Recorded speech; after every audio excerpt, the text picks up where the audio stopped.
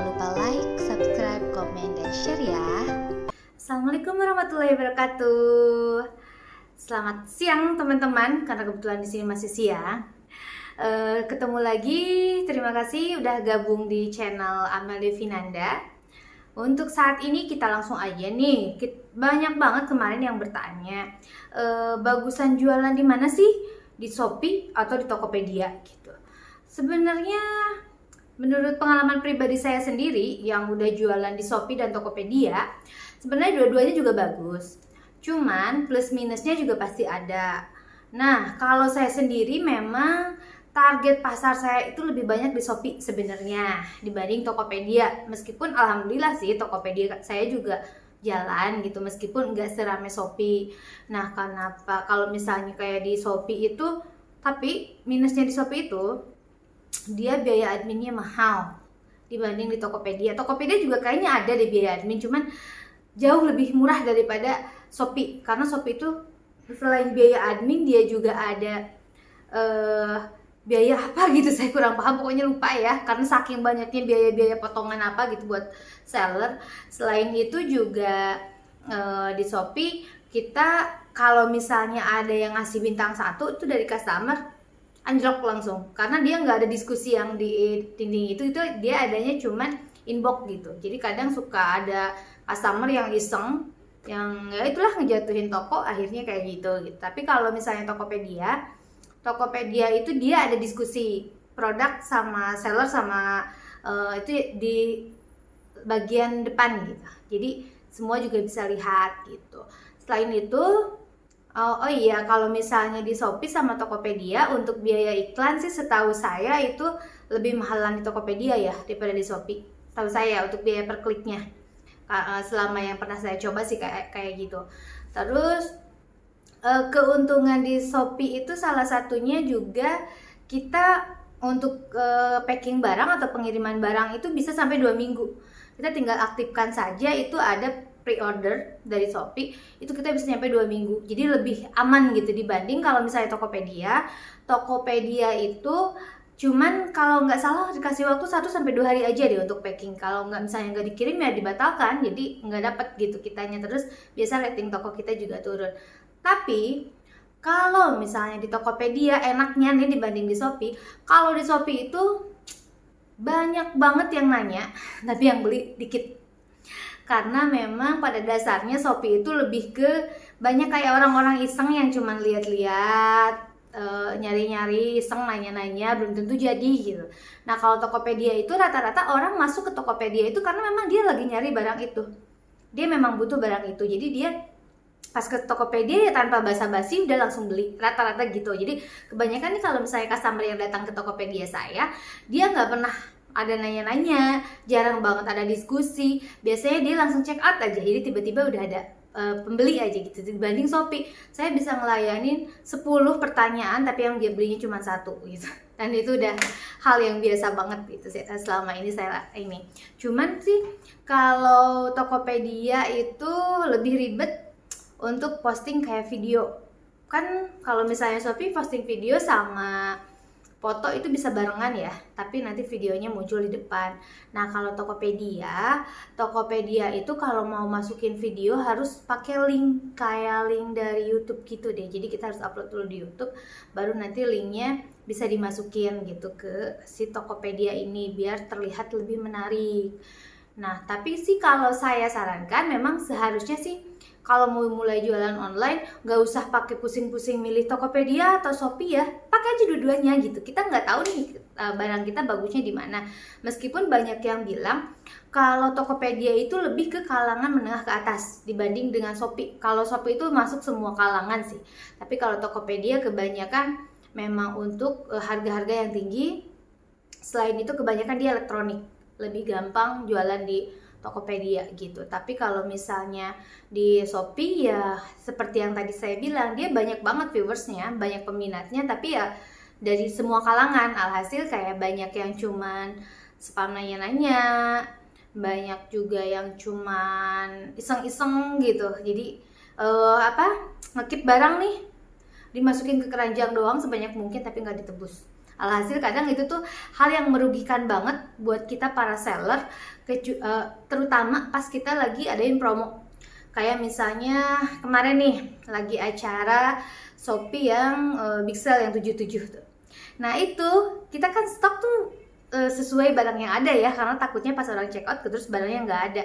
Nah banyak banget customer yang main ngetek barang, dimasukin ke keranjang mereka, dan ternyata udah gitu diborong. Jadi banyak customer yang mungkin benar-benar mau membeli nggak bisa proses membeli karena di situ stoknya kosong.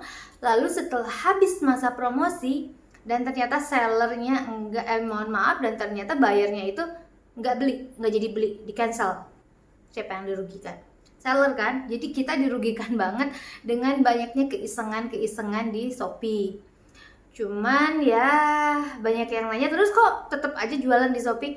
Ya seperti yang tadi saya bilang, ya viewers saya memang banyaknya di Shopee gitu. Meskipun dengan banyaknya potongan harga, dengan banyaknya keisengan customer, tapi ya saya tetap bertahan di situ.